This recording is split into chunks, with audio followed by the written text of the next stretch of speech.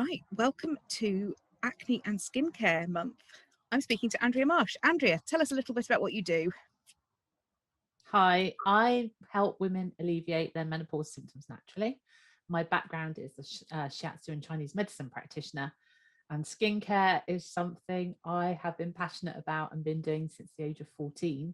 And I noticed my skin really change over the last few years, get drier, and as well as getting drier skin, then getting spots. So this one's very close to my heart today. So I'm going to tell you some of my solutions and what's going on. Awesome. Let's start with what's going on and then we'll move on to solutions. Yeah. Well, a lot of the experts will have been talking, I'm sure, about the hormonal aspect. So rather than me diving into the hormonal part, it's at the end of the day, your skin is getting drier, and it's getting drier as the estrogen declines and the knock-on effect, collagen and holding water into the skin. But the other thing that's happening is your natural oils are drying out. And because the hormones are then potentially creating the spots, one of the things I've noticed myself and with a few other people is that a spot that you might have got in the past that then might have, cleared up actually lingers longer. And I think that's a real problem because it's almost like we're just not healing as well. And there's a very real reason for that.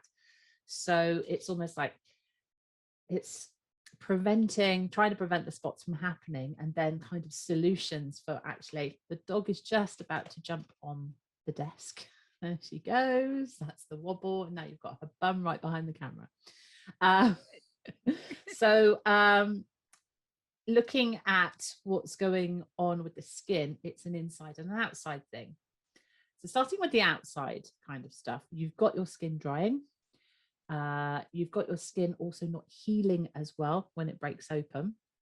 And you can also be infected more easily because you haven't got so much of the oils in the skin to beat and combat any infection or dirt or anything that you get going on. But then we go inside to what is causing the acne. And we're looking at, is your gut health good enough? Is your liver clogged up? So skincare is very much from the inside out, and then also combating it on the outside. Sorry, I'm being put off. Dog looking very dicey right now. Hang on, I'm just going to move the camera. It's even got to the point where there is a piece of yoga mat because it's a glass 2-tier desk.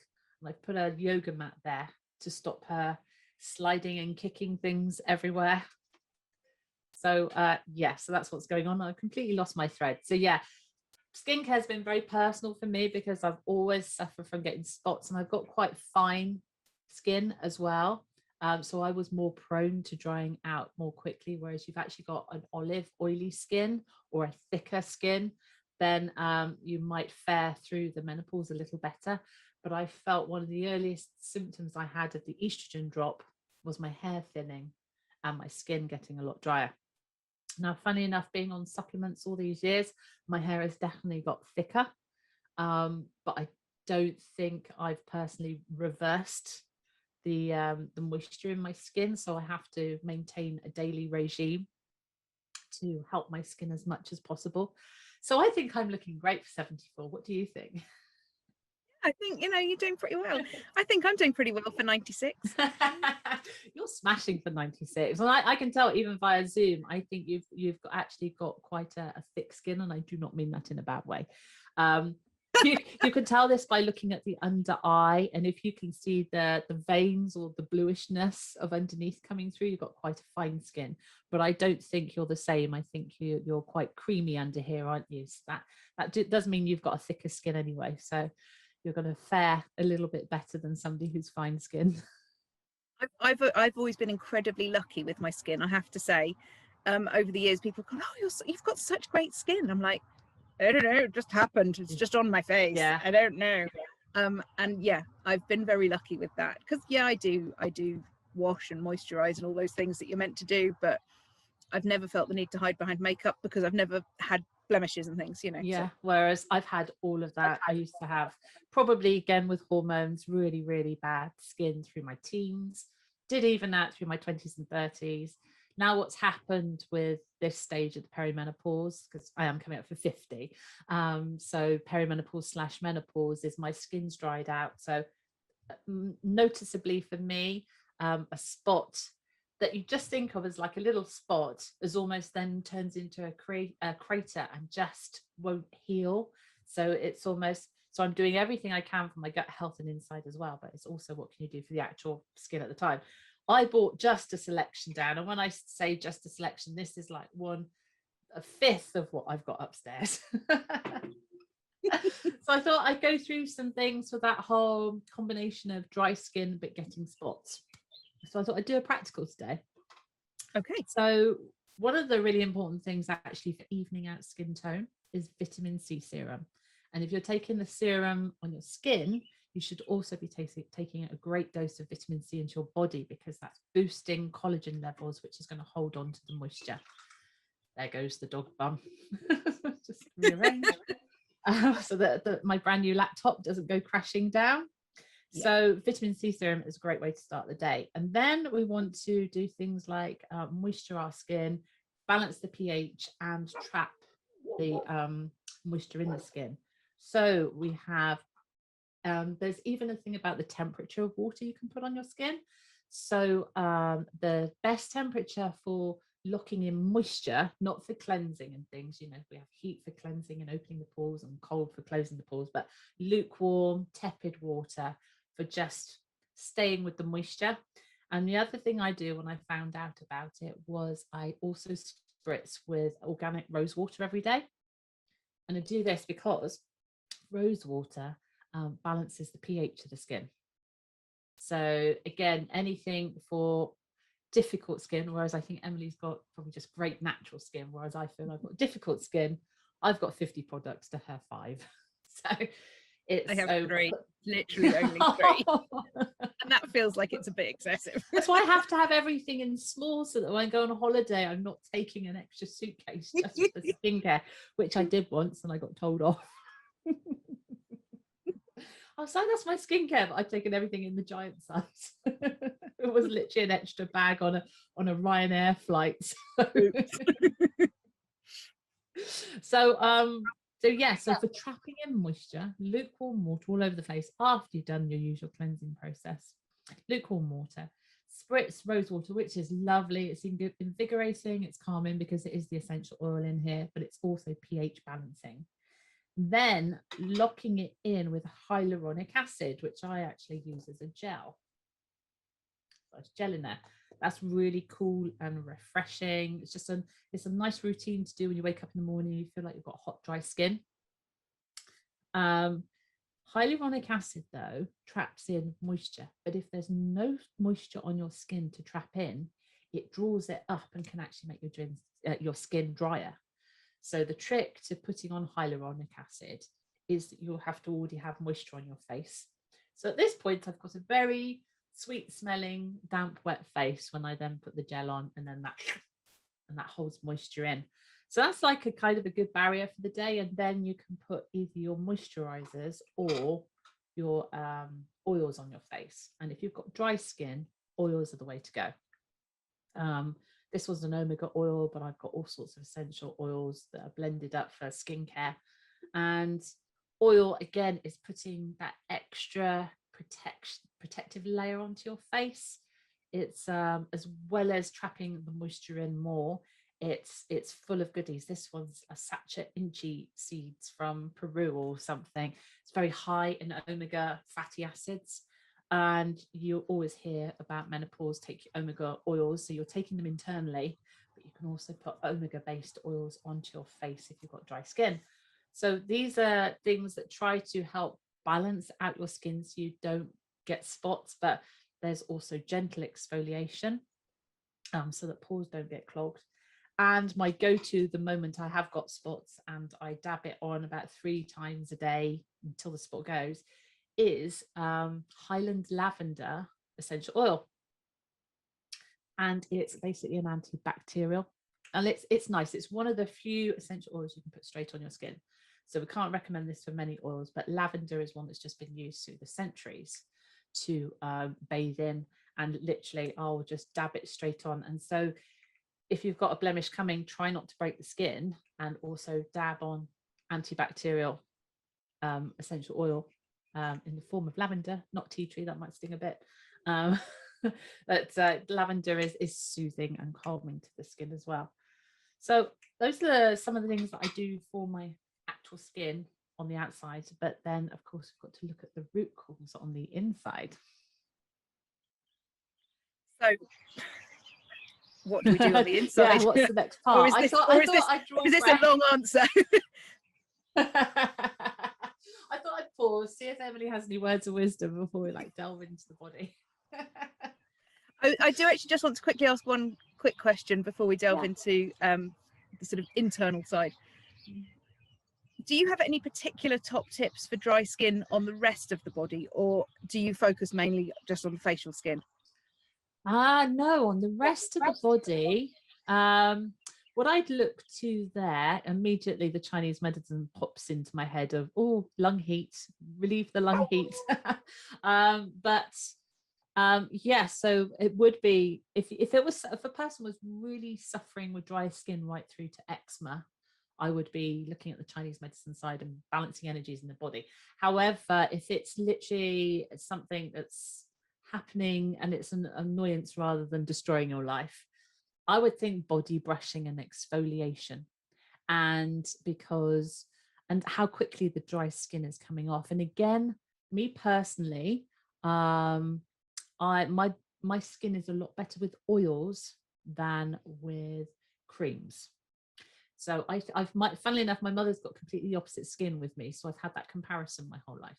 So my mother doesn't like oils. Oils will sit on her face. So she's olive skinned, tans really easily, didn't get many wrinkles. She's like nearly 80 now, so it's a bit different, but she had that kind of skin. So there are different delivery mechanisms of moisture to the skin.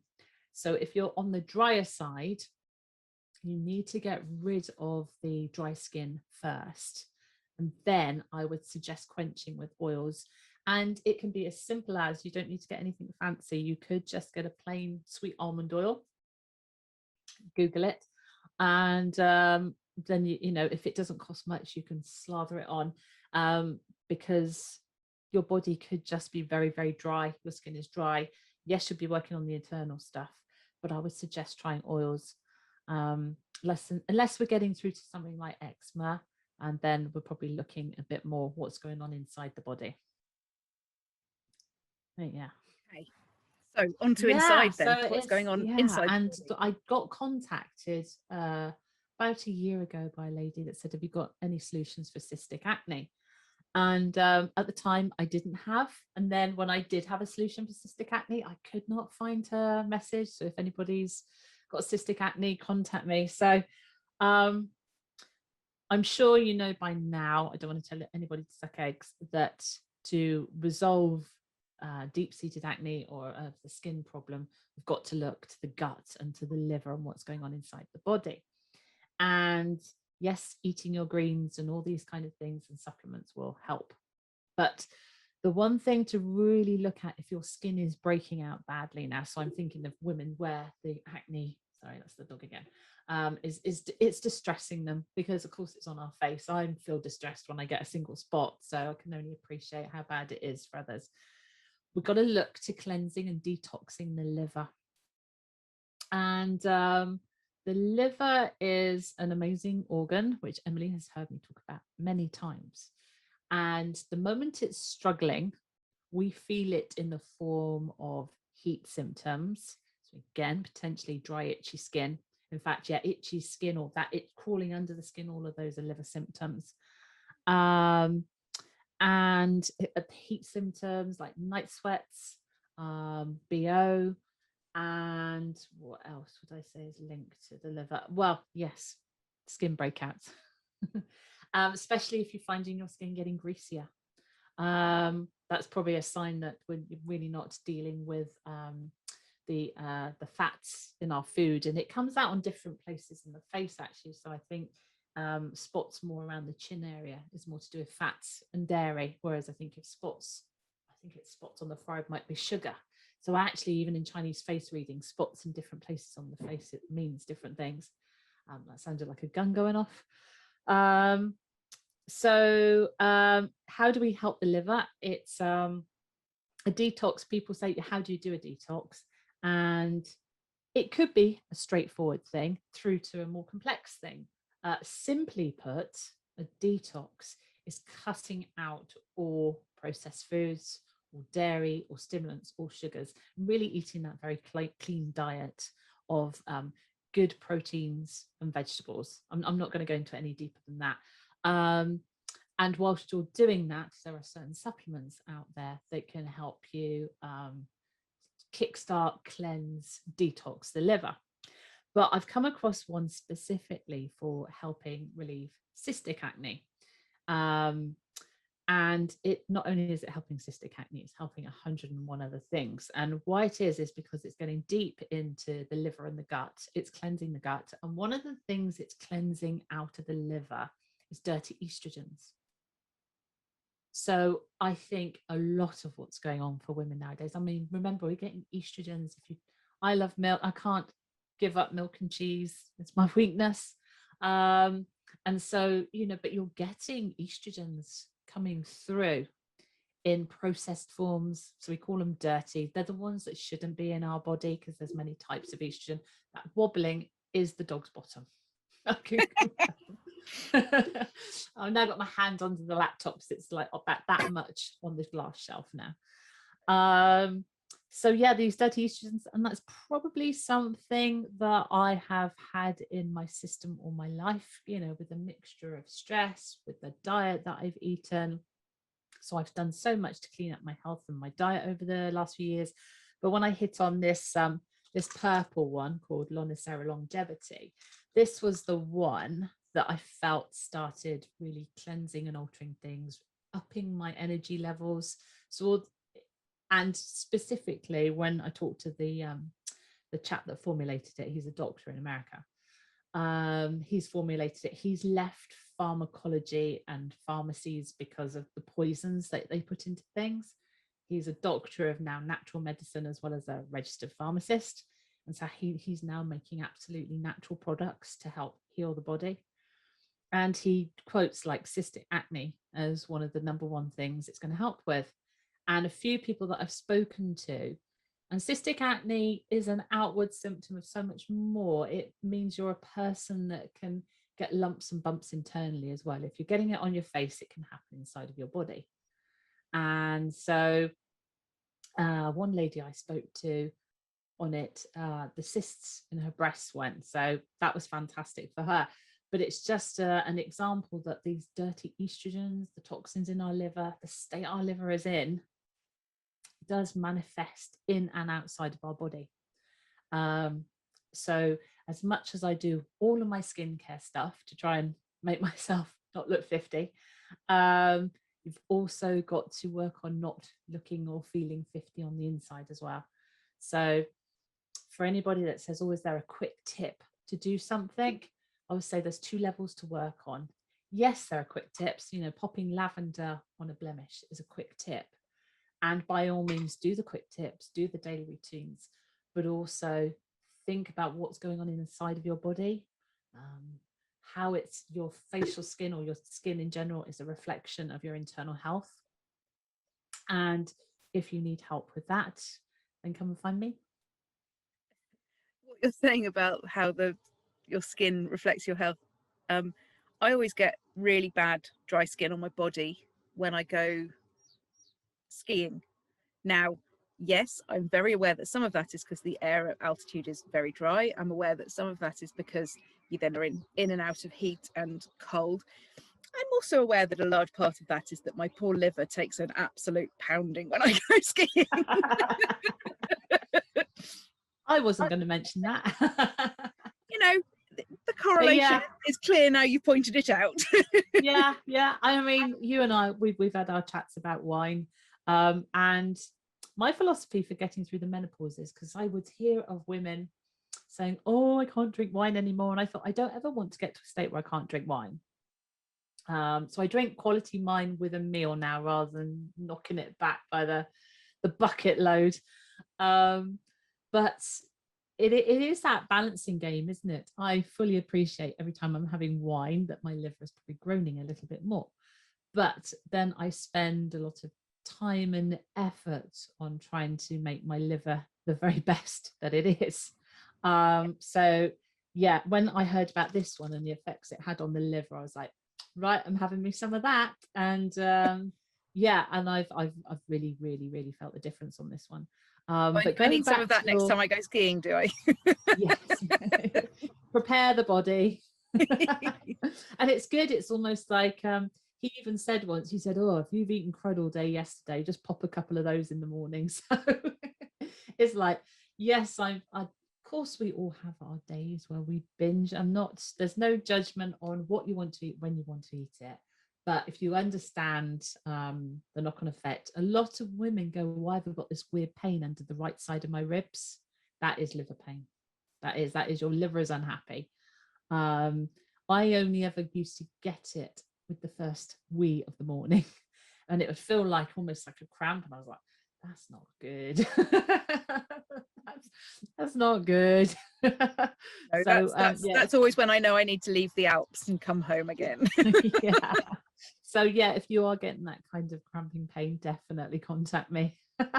And that is, it's the liver is one of the major organs that is in charge of probably 50 odd % of our menopause symptoms, i.e. the heat symptoms, whereas the kidneys are in charge of the other side of the symptoms, the cold ones. So doesn't matter where we start talking, we always end up back with hot and cold liver and kidneys. Yep, we do. Because Awesome. and there's a simple reason for that, is because it's the root cause of all of our symptoms, however they manifest in our body or on our face. Brilliant. Thank you so much, Andrea. Oh, you're welcome.